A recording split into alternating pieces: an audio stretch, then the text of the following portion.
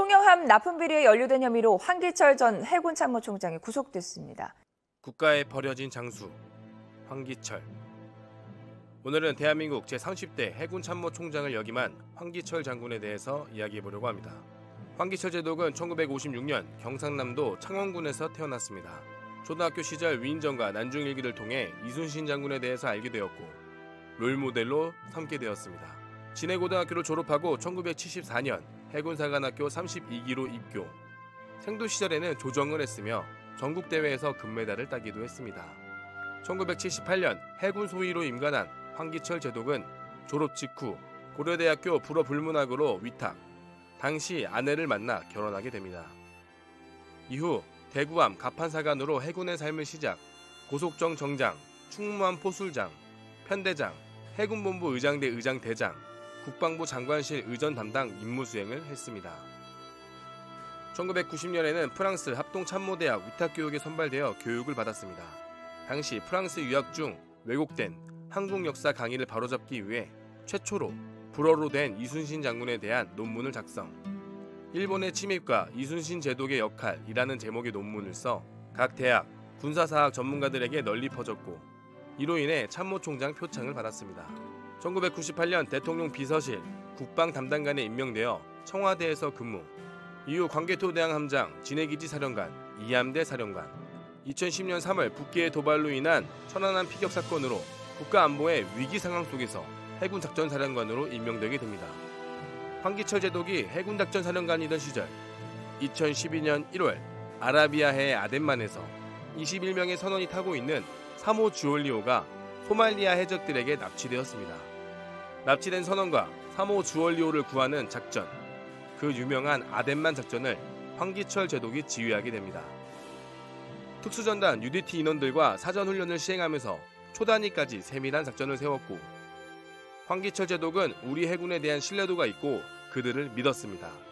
현장에 투입된 우리 해군 요원들의 완벽한 작전과 황기철 제독의 지휘로 아덴만 작전은 성공적으로 마무리되었고 외신들도 놀라는 최고의 작전으로 꼽힙니다.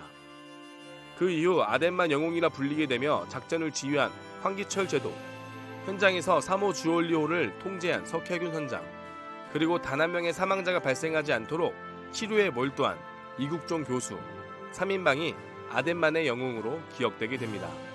2013년 10월 최윤희 제독이 합참무장으로 임명되면서 후임으로 제30대 해군 참모총장을 역임하게 됩니다.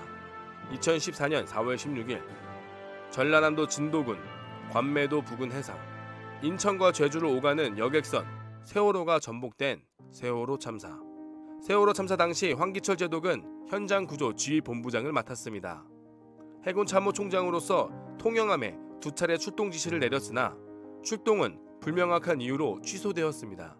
통영함은 국내에서 건조한 수상함 구조함으로 말 그대로 함정 조난 사고 발생 시 구조를 주 업무로 하는 함정입니다. 통영함은 당시 해군에게 인도되기 직전이었으나 전시나 긴박한 상황 속에서는 투입이 가능하도록 계약이 되어 있던 상황. 결국 불명확한 이유로 통영함은 해군 참모총장 황기철 대장의 지시에도 출동하지 않았고 곧바로 세월호 현장으로 달려간 황기철 제독은 23일간 사고 해역에서 머물며 구조활동을 함께했습니다. 당시 박근혜 전 대통령이 사고 현장을 방문, 전속부관에게 노란 리본을 가져오라고 지시했습니다.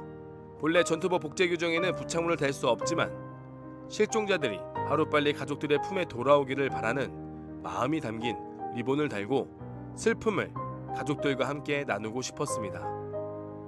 그리고 찾아온 시련. 통영함 납품 비리에 연루된 혐의로 황기철 전 해군 참모총장이 구속됐습니다. 통영함 납품 비리와 관련된 최고위 인사입니다. 방산비리를 저지른 해군 참모총장. 앞에서 출동을 지시한 통영함에 대한 문제가 이슈화되면서 통영함 납품 비리와 관련된 조사가 실시됩니다. 역대급 방산비리의 원흉으로 내몰린 황기철 제독. 사성장군이라는 대어를 낚아 성과 내기에 신이 난 합수단. 그리고 자극적인 보도를 쏟아내며 방산비리 이슈로 군인을 도둑놈처럼 몰아가는 언론. 그렇게 버려진 장수가 된 황기철 제독은 37년간 헌신했던 군대에서 역적으로 낙인 찍혔고 200일 가까이 구치소에 수감되면서 일반 수감자와 한데 수용하여 구타도 당하는 일이 발생했습니다. 그리고 나온 재판 결과 무죄. 결국 무죄가 확정되었고 구금되었던 199일에 대한 형사보상금 5,216만 원이 보상되었지만 황제독은 이미 변호사 비용으로 5억 넘게 지출한 상태였습니다. 2017년 다시 모든 게 복권된 황기철 제독은 국가로부터 보국 훈장을 수여받았습니다.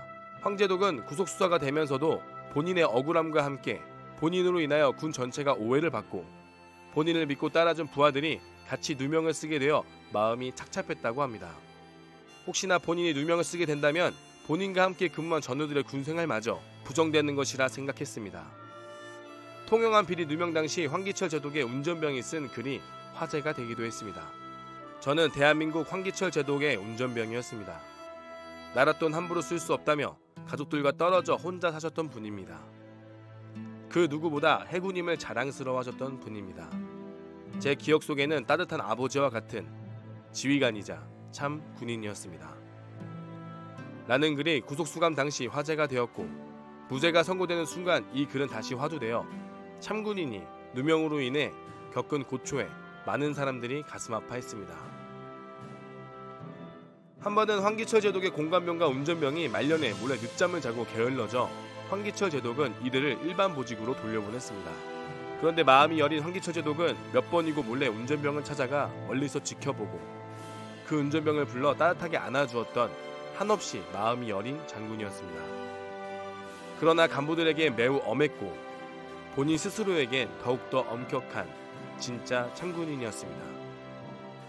무죄를 판결받은 황제독은 국가로부터 그리고 수많은 오해와 억측에 의한 배신감으로 중국으로 떠났습니다. 그리고 최근 국내로 복귀해 21대 총선에 출마했지만 결과는 좋지 않았습니다. 바다에서 태어나 대한민국 바다를 수호하는 해군의 최고 지휘관이 된 황기철 대장. 비록 방산비리라는 누명으로 본인의 모든 인생이 부정되는 시련을 겪으면서도 군을 생각하고 본인의 부하를 생각했던 진짜 참군인 황기철 대장. 제2의 삶을 시작하는 지금 조국에 대한 충성과 국민에 대한 헌신을 잊지 않고 훌륭한 정치인이 되시길 기원하겠습니다. 시청해주셔서 감사합니다.